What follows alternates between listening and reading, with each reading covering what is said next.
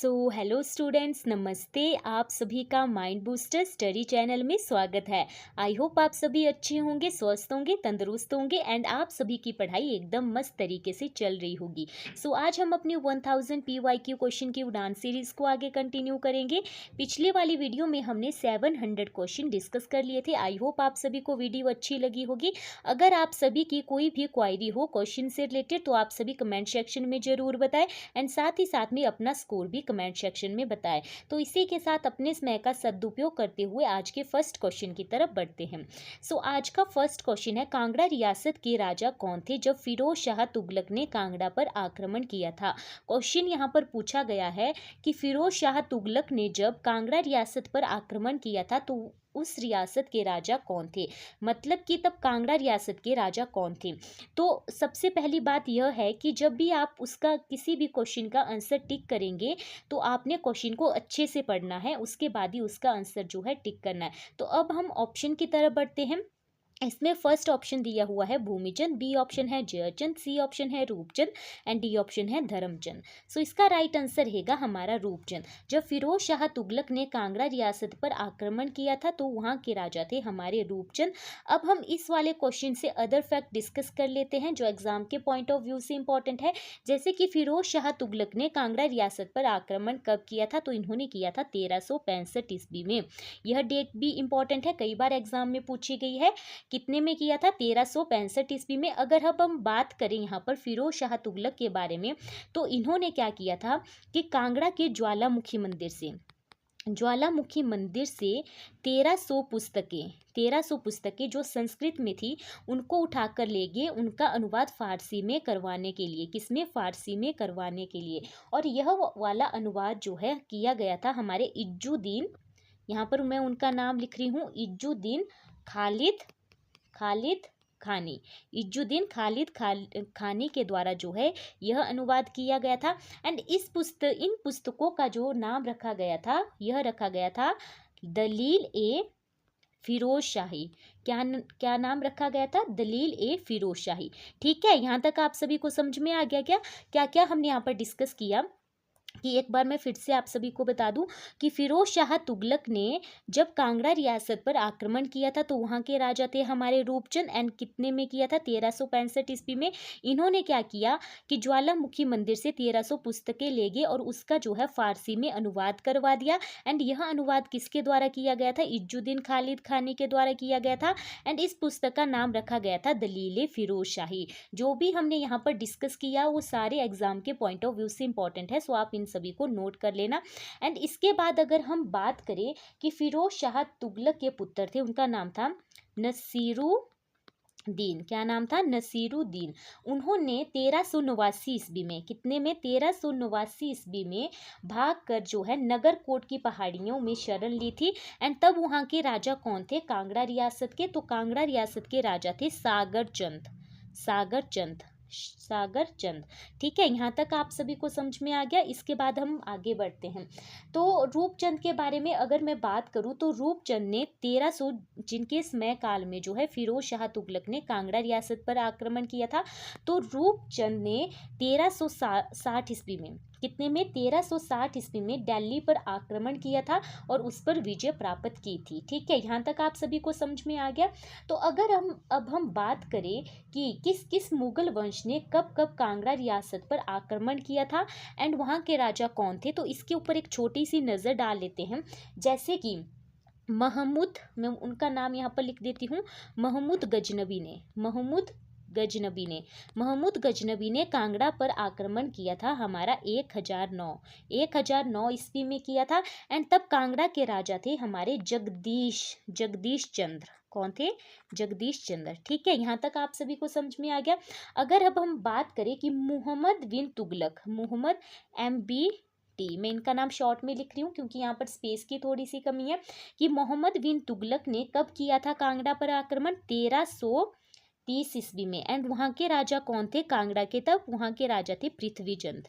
कौन थे, पृथ्वीचंद। ठीक है, यहाँ तक समझ में आ गया। अगर अब हम मैं बात करूँ मैं यहाँ पर रिमूव कर लेती हूँ क्योंकि स्पेस की थोड़ी सी कमी है, माफ़ करना। कि तैमूर लंग ने कब कांगड़ा पर आक्रमण किया था? किसने? तैमूर लंग ने कांगड़ा पर कब आक्रमण किया था? तो तैमूर लंग ने कांगड़ा पर आक्रमण किया था 1398 ईस्वी में। कितने में? 1398 ईस्वी में।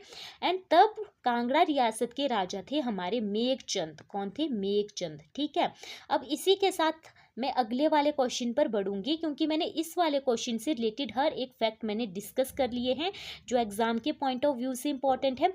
सो अगर मैं आप सभी को बता दूं कि हमारे चैनल पर maths, reasoning, Hindi and GK से रिलेटेड भी प्लेलिस्ट चली हुई है एंड साइकोलॉजी भी जो है पढ़ाई जा रही है, जो मेरे द्वारा ही पढ़ाई जा रही है।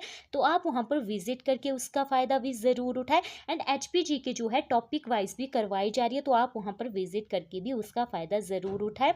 सो नेक्स्ट क्वेश्चन यहाँ पर पूछा गया है कि हिमाचल प्रदेश में राष्ट्रपति शासन पहली बार कब लगा था? क्वेश्चन क्या है कि हिमाचल प्रदेश में राष्ट्रपति शासन पहली बार कब लगाया गया था? इसमें फर्स्ट ऑप्शन है 1968, 1966, 1977 एंड 1971।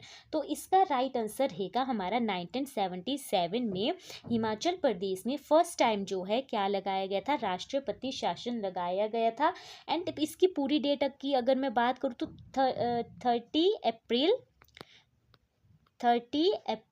1977। ठीक है, अगर मैं बात करूं जब हिमाचल प्रदेश में फर्स्ट टाइम क्या लगाया गया था? राष्ट्रपति शासन लगाया गया था, तो इंडिया के जो PM थे होते हमारे मोरारजी देसाई। कौन थे? मोरारजी देसाई थे। अगर मैं बात करूं यहाँ पर कि राष्ट्रपति शासन लगाने में संविधान के कौन से आर्टिकल का प्रयोग किया जाता है, तो वह है हमारा 356 356 आर्टिकल का प्रयोग किया जाता है। ठीक है, यहाँ तक समझ में आ गया आप सभी को? अब मैं आप सभी को एक इम्पॉर्टेंट फैक्ट यहाँ से बताने जा रही हूँ, तो आप इसको नोट कर लेना। मोस्ट इम्पॉर्टेंट है कि हिमाचल प्रदेश जो है 2 बार, कितनी बार? हिमाचल प्रदेश में 2 बार राष्ट्रपति शासन लगा था। एंड कब कब लगा था, अब हम इसको डिटेल से डिस्कस करेंगे। ठीक है, तो पहली बार लगा था हमारा, जो अभी हमने क्वेश्चन में भी पूछा गया था, 30 अप्रैल 1977 ईस्वी से 22 जून 1977 तक। ठीक है, कितने दिनों के लिए लगा था? यह लगा था हमारा 53 डेज के लिए, 53 डेज। एंड सेकेंड टाइम यह भी क्वेश्चन पूछा गया है कि हिमाचल प्रदेश में सेकेंड टाइम जो है राष्ट्रपति शासन कब लगाया गया था, तो यह लगाया था हमारा 15 दिसंबर 1992 से लेकर 3 दिसंबर 1993 तक।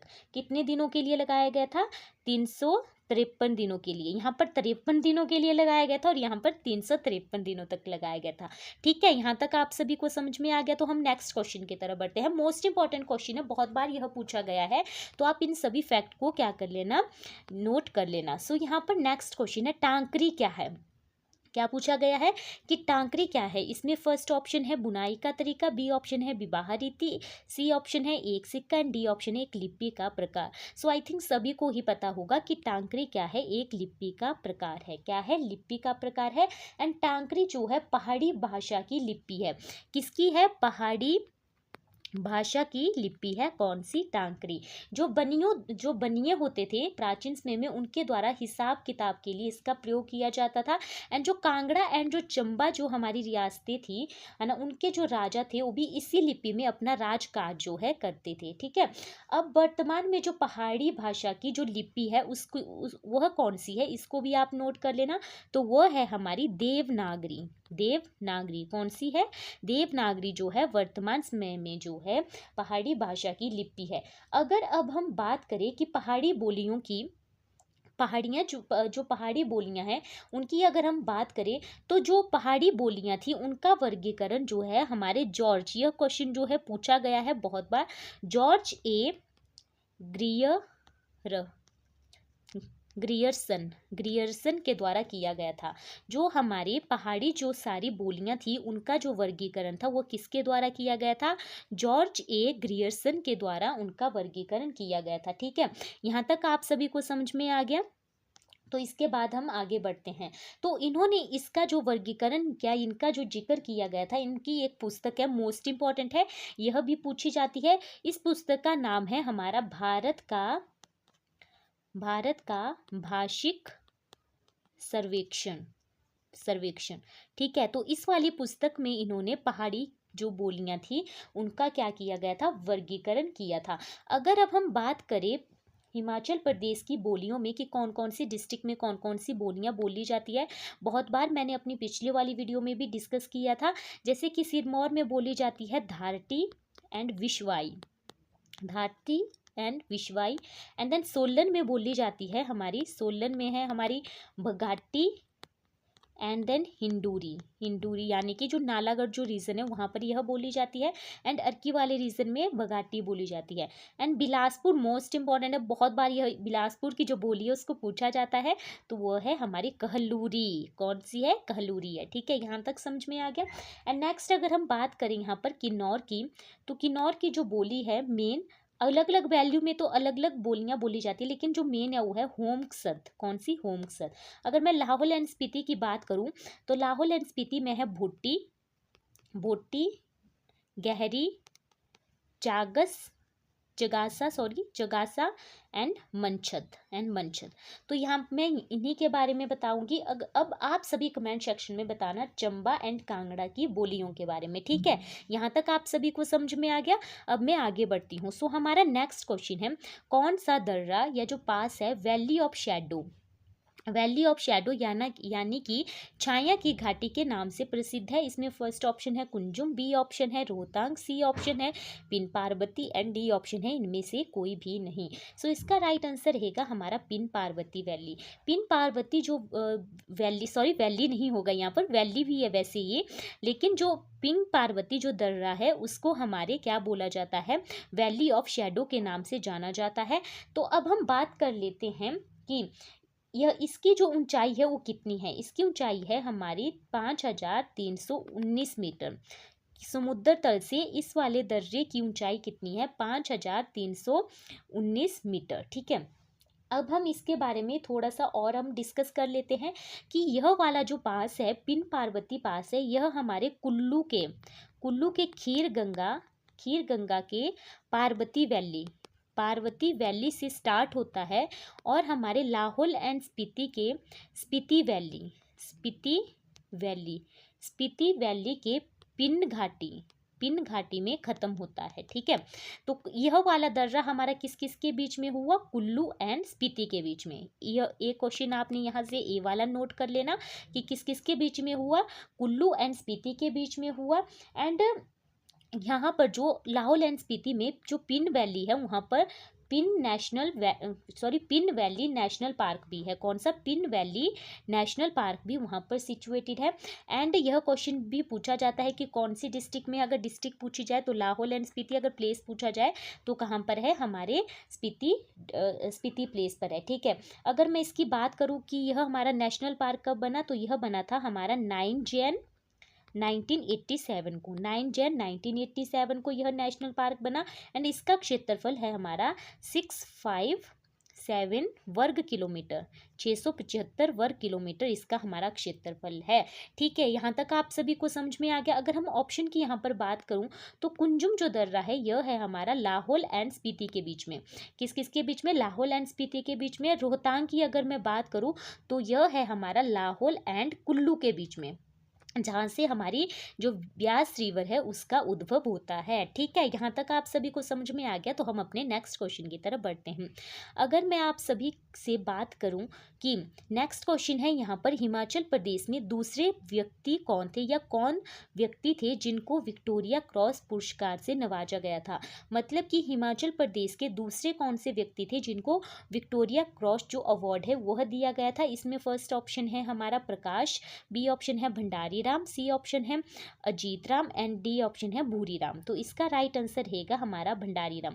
भंडारी राम हमारे ऐसे व्यक्ति थे जिनको हमारे दूसरी बार विक्टोरिया क्रॉस अवार्ड मिला था हिमाचल प्रदेश में। अब हम बात कर लेते हैं कि जो भंडारी राम थे इनका संबंध जो है कौन सी डिस्ट्रिक्ट से है हिमाचल प्रदेश में, तो इनका संबंध है बिलासपुर डिस्ट्रिक्ट के घुमारमी प्लेस से। कहाँ से, बिलासपुर डिस्ट्रिक्ट के घुमारवीं प्लेस से इनका संबंध है। एंड इनको यह पुरस्कार जो है हमारे द्वितीय विश्व युद्ध के दौरान, द्वितीय विश्व युद्ध कब हुआ था, 1936 से लेकर 1945 में, द्वितीय विश्व युद्ध में जो है इन्होंने वीरतापूर्वक या जो साहस वाले जो कार्य किए थे उनके लिए इनको यह अवार्ड दिया गया था। अब हम बात कर लेते हैं कि हिमाचल प्रदेश में पहले कौन व्यक्ति थे जिनको विक्टोरिया क्रॉस अवार्ड जो है मिला था। तो वो थे हमारे, बहुत बार हमने अपनी पिछले वाली वीडियो में भी डिस्कस किया था, तो वो थे हमारे जमादार लाला राम थे। एंड इनको हमारे मिला था, सॉरी, जमादार लाला राम थे। एंड इनको यह अवार्ड मिला था हमारा प्रथम विश्व युद्ध के दौरान। प्रथम विश्व युद्ध के दौरान जो है इनको, प्रथम विश्व युद्ध कब हुआ था, 1914 से लेकर 1918 में, 18 तक हुआ था। एंड उसमें वीरतापूर्वक जो उन्होंने कार्य किए थे उनके लिए इनको यह अवार्ड मिला था। इनका संबंध है हमारे हमीरपुर डिस्ट्रिक्ट के भोरंज उपमंडल से। एंड अगर मैं आप सभी को बताऊं कि वहाँ से जो है हमारे एक भूमपल, एक प्लेस है हमीरपुर में, भूमपल, वहाँ से कौन से व्यक्ति है जो संबंधित है, जो हमारी फेमस पर्सनैलिटी है हिमाचल प्रदेश के, तो आप सभी कमेंट सेक्शन में उनका नाम जरूर बताएं। एंड इसी के साथ हम अपने नेक्स्ट क्वेश्चन की तरफ बढ़ते हैं।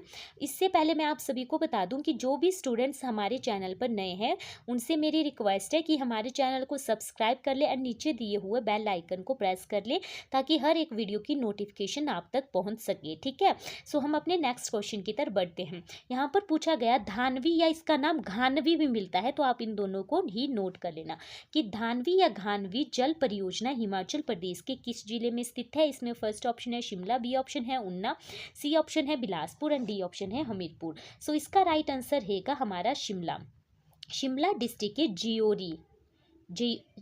जियोरी जहाँ पर हमारा भेड़ प्रजनन केंद्र है, वहाँ पर जो है यह वाला हाइड्रो इलेक्ट्रिकल प्रोजेक्ट है। एंड यह वाला जो है हमारे घानवी खड्ड है, घानवी या धानवी जो खड्ड है उसके ऊपर बना हुआ, जो हमारी सतलुज की क्या है, सहायक नदी है, सतलुज की सहायक नदी है। अब हम बात करते हैं कि इसका निर्माण या इसकी कार्यकारी एजेंसी कौन सी थी, तो थी हमारी Himachal Pradesh state electricity board. Himachal Pradesh state electricity board इसकी कार्यकारी एजेंसी थी। एंड अगर मैं यहाँ पर बात करूँ कि इसके हमारे 2 चरण हैं, कितने चरण हैं, एक तो है हमारा घानवी 1 एंड घानवी 2 या फिर इसको धानवी भी कई जगह पर लिखा हुआ है, तो आप इन दोनों को ही नोट कर लेना। ठीक है, यहाँ तक आप सभी को समझ में आ गया कि इसके 2 चरण हैं, एक तो 1 एंड नेक्स्ट है हमारा 2। तो जो धानवी 1 जो चरण है उसकी इलेक्ट्रिसिटी या बिजली उत्पादन की क्षमता है हमारी 22.5 मेगावाट। इसकी जो बिजली उत्पादन की क्षमता है, बहुत से एग्जामों में पूछी गई है, तो आप इनको नोट कर लेना। एंड जो चरण द्वितीय है उसकी बिजली उत्पादन की क्षमता है हमारी 10 मेगावाट। कितने की, 10 मेगावाट। ठीक है, यहाँ तक आप सभी को समझ में आ गया। अब हम आगे बढ़ते हैं। अगर हम यहाँ पर बात करें शिमला डिस्ट्रिक्ट के हाइड्रो इलेक्ट्रिकल प्रोजेक्ट की, तो एक तो है वहाँ पर आंध्रा, कौन सा, आंध्रा, जो कितने मेगावाट की, आंध्रा हाइड्रो इलेक्ट्रिकल प्रोजेक्ट, वह कितने मेगावाट का है, यह है हमारा 16.95 मेगावाट का यह हमारा प्रोजेक्ट है। एंड यह है हमारे शिमला के चिड़गांव में, कहाँ पर, चिड़गांव में है। एंड यह है हमारी आंध्रा रिवर के ऊपर बनाया गया है, जो हमने बहुत बार डिस्कस किया हुआ है। पब्बर की एक सहायक नदी है। पब्बर किसकी सहायक नदी है, यमुना की सहायक नदी है। एंड पब्बर का उद्भव कहाँ से होता है, चंद्रनान झील से होता है, जो कहाँ पर है, वो है हमारे शिमला डिस्ट्रिक्ट में। ठीक है, यहाँ तक समझ में आ गया। एक हो गया हमारा आंध्रा, नेक्स्ट हो गया हमारा रामपुर, कौन सा, रामपुर जो है हमारा 112 मेगावाट का। एंड इसकी कार्यकारी एजेंसी है हमारी SJVNL, यानी कि सतलुज जल विद्युत निगम लिमिटेड। ठीक है, यहाँ तक आप सभी को समझ में आ गया। अब आप सभी कमेंट सेक्शन में बताना कि हिब्रा हाइड्रो इलेक्ट्रिकल प्रोजेक्ट कौन सी डिस्ट्रिक्ट में सिचुएटेड है। ठीक है, यहाँ तक आप सभी को समझ में आ गया। तो हम अपने नेक्स्ट क्वेश्चन की तरफ बढ़ते हैं। नेक्स्ट क्वेश्चन यहाँ पर पूछा गया है, Himachal Pradesh state cooperative bank का मुख्यालय कहाँ पर स्थित है। इसमें फर्स्ट ऑप्शन है Shimla and then Solan and then Kangra and then Mandi. So इसका राइट आंसर रहेगा हमारा शिमला। शिमला में हिमाचल प्रदेश कोऑपरेटिव बैंक का क्या है, मुख्यालय स्थित है। अगर मैं इसकी स्थापना की बात करूं यहाँ पर, तो इसकी स्थापना की गई थी 1953 में। एंड वर्तमान समय में इसकी हिमाचल प्रदेश में कितनी ब्रांचेज है, तो वो है हमारी 238 ब्रांचें। ठीक है। अगर मैं यहाँ पर बात करूँ KCCB यानी कि Kangra central cooperative bank, Kangra central cooperative bank में एक बार फिर से रिपीट कर देती हूँ, इसकी स्थापना की गई थी हमारी 17 मार्च 1920। ठीक है। यहाँ से हमने इतने ही जो फैक्ट है वो डिस्कस करने हैं। अभी आप सभी कमेंट सेक्शन में बताना कि एसबीआई की स्थापना कब की गई थी। ठीक है। अब हम अपने नेक्स्ट क्वेश्चन की तरफ बढ़ते हैं। नेक्स्ट क्वेश्चन है, हिमाचल प्रदेश खेल परिषद द्वारा परशुराम पुरस्कार किस वर्ष प्रारंभ किया गया था? 1982, 1987, 1992, 1997। तो मैं आप सभी को बता दूं कि जो परशुराम पुरस्कार है यह हमारे खेलों से संबंधित है, सर्वोच्च खेल पुरस्कार है। ठीक है। अब हम यहाँ पर क्वेश्चन की तरफ बढ़ते हैं कि किस वर्ष जो है प्रारंभ किया गया था। यह किया गया था 1987 में। मोस्ट इंपॉर्टेंट क्वेश्चन है, स्टार लगाने के लायक है, बहुत बार यह क्वेश्चन पूछा ही गया है और पूछा जाता है बहुत बार। तो अब हम यहाँ पर बात कर लेते हैं कि फर्स्ट टाइम यह अवार्ड किसको मिला था हिमाचल प्रदेश में। उनका नाम भी बहुत बार पूछा जाता है, तो वो मिला था हमारे सुमन रावत जी को। यह हमारी एक एथलीट थी, इनको यह हमारा मिला था। एंड कब मिला था यह भी तो आप सभी को पता ही लग गया होगा, 1987 में। यहाँ से अगर इस क्वेश्चन से अगर कोई फैक्ट हम याद रख सकते हैं तो यह है कि हिमाचल प्रदेश में राजीव गांधी खेल रत्न पुरस्कार, कौन सा, राजीव गांधी खेल रत्न पुरस्कार जो है सबसे पहली बार किसको दिया गया था, तो यह दिया गया था विजय कुमार को।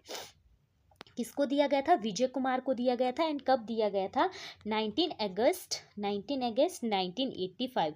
एंड इनका संबंध था हमारे हमीरपुर डिस्ट्रिक्ट के बड़सर से। कहाँ से? हमीरपुर डिस्ट्रिक्ट के बड़सर से। ठीक है। कौन सा पुरस्कार? राजीव गांधी खेल रत्न पुरस्कार।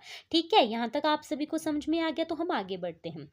एंड नेक्स्ट है, यहाँ पर क्वेश्चन पूछा गया कि चंबा जिले के सुदूर यानी कि रिमोट जो एरिया है वहाँ पर चिपको आंदोलन सफलतापूर्वक क्रियान्वयन के लिए हिमाचल प्रदेश का कौन सा व्यक्तित्व सुप्रसिद्ध है? तो इसमें फर्स्ट ऑप्शन है किंकरी देवी, बी ऑप्शन है कुलभूषण उपमन्यु, सी ऑप्शन है चतुर सिंह एंड डी ऑप्शन है हरिश्चंद्र। सो इसका राइट आंसर रहेगा हमारा कुलभूषण उपमन्यु। चंबा जो हमारी डिस्ट्रिक्ट है वहाँ के जो रिमोट एरिया है वहाँ पर चिपको आंदोलन को जो है सफलतापूर्वक जो है क्रियान्वयन या चलाने के लिए कौन से व्यक्ति थे जो सुप्रसिद्ध थे, तो थे हमारे कुलभूषण उपमन्यु। तो अगर हम कुलभूषण उपमन्यु की बात करें तो इनको हमारे 2012 में अगर हम बात करें तो ये हमारे, मैं एक बात आप सभी को बता दूं मेरे माइंड में अभी आई, जो कुलभूषण उपमन्यु है इनका संबंध हमारे चंबा डिस्ट्रिक्ट के भटियात सब डिवीज़न से है। कौन से? भटियात सब डिवीज़न से है। जैसे कि आजकल हमारे एग्ज़ाम का लेवल जो है हाई हो रहा है, तो यह क्वेश्चन भी पूछा जा सकता है। तो चंबा डिस्ट्रिक्ट के भटियात से है। एंड इनको जो है हमारे 2012 में, कितने में? 2012 में ग्रीन इंडिया अवार्ड जो है मिला था, ग्रीन इंडिया अवार्ड इनको मिला था। अगर हम यहाँ पर बात करें अब चिपको आंदोलन की, तो चिपको आंदोलन था यह हमारे उत्तराखंड, यूके यानी कि उत्तराखंड यूनाइटेड किंगडम वाला नहीं, उत्तराखंड से जो है यह निकला था। एंड यह जो है स्टार्ट हुआ था हमारे 1973 से। इससे भी यहाँ पर क्वेश्चन पूछ लिया जाता है। एंड यह क्यों हुआ था, इसका नाम चिपको क्यों रखा गया था? क्योंकि जो लोग थे वो हमारे पेड़ों को काट रहे थे, तो लोगों ने क्या किया कि पेड़ों के साथ चिपक गए, इसीलिए इसको चिपको आंदोलन कहते हैं। तो अगर मैं आप सभी को बता दूं कि हर वर्ष जो है एनवायरनमेंट डे कब मनाया जाता है, तो यह मनाया जाता है 5 जून। पेड़ों से रिलेटेड है तभी मेरे माइंड में आया, मैंने सोचा आप सभी को बता दूं, रिवाइज हो जाएगा आप सभी का। यहाँ पर एक लेडीज का नाम दिया गया, औरत का, या प्रसिद्ध जो हमारी क्या है व्यक्तित्व है हिमाचल प्रदेश का, उनका नाम है किंकरी देवी। तो जो किंकरी देवी है, अगर मैं यहाँ पर इनकी बात करूँ, मेरे माइंड में अभी इनके बारे में एक चीज़ आई। जो किंकरी जो देवी थी, इनको हमारे झांसी की रानी लक्ष्मी बाई स्त्री शक्ति पुरस्कार दिया गया था। मैं एक बार फिर यहाँ पर रिपीट कर रही हूँ ताकि आप सभी को समझ में आ जाए। झांसी की रानी लक्ष्मी बाई स्त्री शक्ति पुरस्कार इनको दिया गया था 1919 में, 1999 में इनको दिया गया था। एंड इनका संबंध हमारे सिरमौर डिस्ट्रिक्ट के सगहाड़ा तहसील से था, सिरमौर डिस्ट्रिक्ट के सगहाड़ा तहसील से था। एंड इनको हमारे अवार्ड भी दिया गया था। सो इनके बारे में भी आप यहाँ से नोट कर लेना। ठीक है, यहाँ तक आप सभी को समझ में आ गया।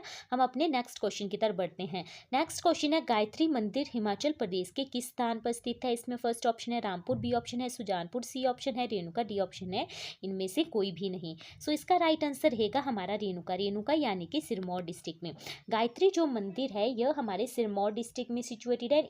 इसका जो निर्माण करवाया गया था, मैं उनका नाम यहाँ पर लिख देती हूँ, महात्मा प्रायानंद, महात्मा प्रायानंद ब्रह्मचारी के द्वारा, महात्मा प्रायानंद ब्रह्मचारी के द्वारा इसका निर्माण करवाया गया था। एंड कहाँ पर है? रेणुका में। रेणुका में झील भी है, जो हिमाचल प्रदेश की सबसे बड़ी प्राकृतिक झील है। अगर मैं आप सभी को बता दूं, जो गायत्री माता को जो है हमारे वेदों की देवी भी कहा जाता है। अगर मैं यहाँ पर बात करूँ हमारे सिरमौर डिस्ट्रिक्ट के अदर मंदिर कौन कौन से हैं, तो वहाँ पर बहुत से मंदिर है। एक है हमारा जगन्नाथ मंदिर। मैं इनके बारे में थोड़ा सा आप सभी को बता दूं। इसका निर्माण हमारे 1681 में बुद्धि प्रकाश के द्वारा करवाया गया था। किसके द्वारा? बुद्धि प्रकाश के द्वारा करवाया गया था। एंड यहाँ पर सावन द्वादशी मेला भी लगता है। कौन सा? सावन द्वादशी मेला भी यहाँ पर लगता है। अब हम बात करूँ कि यहाँ पर और कौन सा टेम्पल है। एक है हमारा बाला सुंदरी टेम्पल, बाला सुंदरी टेम्पल जो हमारे त्रिलोकपुर में ही है, जो हमारे सिरमौर डिस्ट्रिक्ट में है। इसका निर्माण हमारा 1573 में हमारे दीप प्रकाश के द्वारा, किसके द्वारा? दीप, मैं यहाँ पर लिख देती हूँ, दीप प्रकाश के द्वारा इसका निर्माण करवाया गया था। कितने में? 1573 में। एंड इन्हें जो है 84 घंटियों वाली, 84 यानी कि 84 घंटियों वाली देवी भी कहा जाता है। एंड 84 मंदिर कहाँ है? 84 मंदिर का समूह कहाँ पर है? तो उसको भी आप सभी कमेंट सेक्शन में जरूर बताना। नेक्स्ट मंदिर है, यहाँ पर बहुत ही फेमस है, सभी को ही पता होगा, शिरगुल है, जो हमारी चूड़धार में है। एंड चूड़धार जो है सिरमौर की सबसे बड़ी ऊंची चोटी है, सबसे ऊंची चोटी है। ठीक है। सो नेक्स्ट है हमारा देई साहिब मंदिर। देई साहिब मंदिर, जो देई साहिब मंदिर है ये है हमारे पोंटा में। कहाँ पर? पोंटा में है। इसका निर्माण 1889 में राजा शमशेर प्रकाश, यहाँ पर आप सभी ध्यान से सुनना, राजा शमशेर प्रकाश की बहन थी, उनका नाम था देई साहिबा, उन्होंने इसका निर्माण करवाया था और उन्हीं के नाम पर इसका नाम देई साहिब मंदिर पड़ा। ठीक है। अब नेक्स्ट जो मंदिर है वो है हमारा कटासन मंदिर। इसका निर्माण करवाया था हमारे जगत प्रकाश ने। किसने? जगत प्रकाश ने करवाया था। एंड नेक्स्ट है हमारा लक्ष्मी नारायण मंदिर है, यह है हमारे नाहन में। कहाँ पर? नाहन में है। एंड इसका निर्माण करवाया था 1708 में भूप प्रकाश के द्वारा इसका निर्माण करवाया गया था। अगर मैं यहाँ पर लास्ट मंदिर की बात करूँ, एक शिव मंदिर है, वो है हमारे रानीताल, जो कहाँ पर है? नाहन में। कौन सा शिव मंदिर है? बहुत बार यह क्वेश्चन पूछा गया है। कहाँ पर है? रानीताल, जो कहाँ पर है? नाहन में है, वहाँ पर यह मंदिर सिचुएटेड है। इसका निर्माण जो है हमारे 1889 में जो है शमशेर प्रकाश ने अपनी रानी, उनका नाम था कुटलानी, क्या नाम था? कुटलानी, उसकी स्मृति में बनाया था। कौन सा? रानीताल में शिव मंदिर जो है किसने बनाया था? जो हमारे सिरमौर रियासत के राजा थे शमशेर प्रकाश ने अपनी रानी कुटलानी की स्मृति में बनाया था, उनकी याद में बनाया था। ठीक है। यहाँ तक आप सभी को समझ में आ गया। वैसे तो मैंने सारे मंदिर आप सभी को यहाँ पर बता दिए, जो कहाँ पर है? सिरमौर डिस्ट्रिक्ट में सिचुएटेड है। ठीक है। अब हम अपने नेक्स्ट क्वेश्चन की तरफ बढ़ते हैं। नेक्स्ट क्वेश्चन है, शीरखड्ड जो है हिमाचल प्रदेश के किस जिले में स्थित है? यहाँ पर फर्स्ट ऑप्शन है बिलासपुर, बी ऑप्शन है ऊना, सी ऑप्शन है कुल्लू एंड डी ऑप्शन है कोई भी नहीं। सो इसका राइट आंसर रहेगा बिलासपुर। शीर जो खड्ड है ये हमारे हिमाचल प्रदेश के बिलासपुर डिस्ट्रिक्ट में बहती है। अगर मैं आप सभी को बता दूं तो यह है हमारी सतलुज की सहायक नदी। किसकी? सतलुज की सहायक नदी है। अगर मैं बात करूं कि बिलासपुर डिस्ट्रिक्ट में सतलुज की अन्य कौन कौन सी सहायक अड्डे हैं, तो एक तो है हमारी अलीखड्ड, जिसके किनारे जो है हमारे देवरी मत्स्य पालन जो है सिचुएटेड है। कौन सी? अलीखड्ड है। एंड नेक्स्ट होगी हमारी गंबर खड्ड होगी। यह जो तीनों जो खड्डे हैं, सीर खड्ड होगी, अली खड्ड होगी, गंबर खड्ड होगी, ये तीनों जो है हमारी सतलुज की सहायक नदियां हैं। ठीक है। कौन सी डिस्ट्रिक्ट में? बिलासपुर की डिस्ट्रिक्ट में। अगर मैं बात करूँ तो वहाँ पर एक हमारे गोविंद सागर लेक भी है, जो हमारी हिमाचल प्रदेश की लार्जेस्ट आर्टिफिशियल लेक है। तो इस वाले क्वेश्चन से हम यही जानते हैं। तो हम अपने नेक्स्ट वाले क्वेश्चन की तरफ बढ़ते हैं। नेक्स्ट क्वेश्चन यहाँ पर यह है कि हिमाचल प्रदेश के किस जिले में टेम्पोला पर्वतीय दर्रा जो है स्थित है? यहाँ पर फर्स्ट ऑप्शन है लाहौल स्पीति, बी ऑप्शन है शिमला, सी ऑप्शन है कुल्लू, डी ऑप्शन है मंडी। सो इसका राइट आंसर रहेगा हमारा लाहौल एंड स्पीति। टेम्पोला जो पास है वह हमारे कौन सी डिस्ट्रिक्ट में है? यह है हमारे लाहौल एंड स्पीति डिस्ट्रिक्ट में सिचुएटेड है। अगर हम अदर पासिस की बात करें जो लाहौल एंड स्पीति डिस्ट्रिक्ट में सिचुएटेड है, अभी हमने बात की, एक तो है कुंजुम जो हमारे लाहौल एंड स्पीति के बीच में सिचुएटेड है, एक है हमारे बारालाचा पास, बारालाचा पास जो हमारे लाहौल एंड लद्दाख के बीच में, LL से आप याद याद रख सकते हैं। एंड देन रोहतांग हो गया, जिसकी भी अभी हमने बात की वीडियो में, तो ये है हमारा कुल्लू एंड लाहौल के बीच में। एंड नेक्स्ट है हमारा कालीछो। कालीछो यह है हमारा लाहौल एंड भरमौर में। अगर मेन आपसे पूछे कि कालीछो कहाँ पर है, तो इसका आप आंसर करना चंबा। ठीक है। अगर मैं आप सभी से बात करूं कि जो हमारे पासिस हैं उनको जो स्थानीय भाषा में और क्या क्या कहा जाता है, जोत एंड गल्लू, यह क्वेश्चन भी बनता है। जोत या गल्लू जो है इनको कहा जाता है। ठीक है, यहाँ तक आप सभी को समझ में आ गया, तो हम अपने नेक्स्ट क्वेश्चन की तरफ बढ़ते हैं। मैं आप सभी को बता दूं कि जो भी मैंने यहाँ पर क्वेश्चंस लिए वो मोस्ट रिपीटेड क्वेश्चन है, जो बहुत बार एग्जाम में पूछे गए हैं।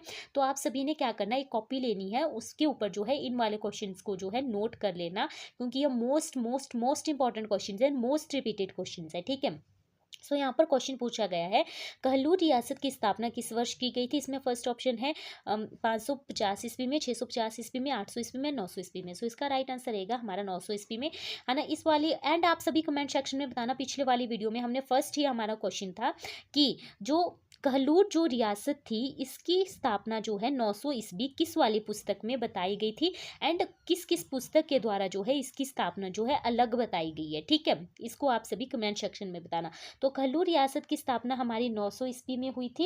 एंड अगर मैं बात करूं कि किसने की थी, यह की गई थी, हमने बहुत बार डिस्कस किया हुआ अपने पिछले वाली वीडियो में, वीरचंद के द्वारा की गई थी। एंड वीरचंद ने कहाँ से आकर की थी, इन्होंने की थी बुंदेलखंड, जो कहाँ पर है मध्य प्रदेश से आकर इन्होंने कहलूर रियासत की स्थापना की थी। एंड इन्होंने अपनी राजधानी को जो है नैना देवी को बनाया था।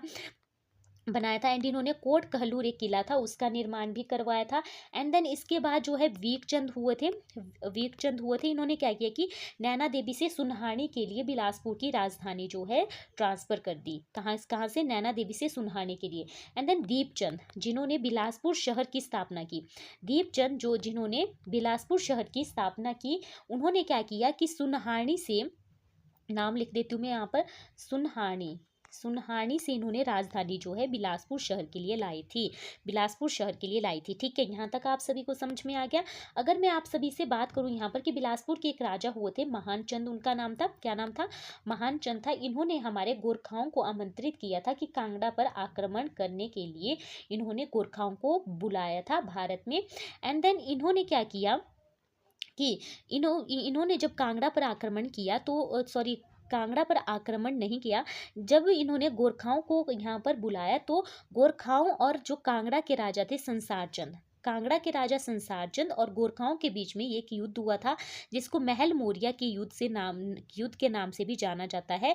जो महल मोरिया कहाँ पर है, हमीरपुर डिस्ट्रिक्ट में है। इनके बीच में युद्ध कब हुआ था, 1806 में हुआ था। एंड इसमें संसार चंद की हार हुई थी। किसकी हार हुई थी, संसार चंद की हार हुई थी। आई थिंक आप सभी को यहाँ तक सारे फैक्ट जो है समझ में आ गए होंगे। सो हम अपने नेक्स्ट क्वेश्चन की तरफ बढ़ते हैं। नेक्स्ट क्वेश्चन है महलोग राज सत्ता की राजधानी स्थित है या कहाँ पर स्थित है। यहाँ पर फर्स्ट ऑप्शन है कोट खारसी, बी ऑप्शन है हाटकोटी, सी ऑप्शन है जुंगा एंड डी ऑप्शन है बसंतपुर। सो इसका राइट आंसर रहेगा हमारा कोट खारसी।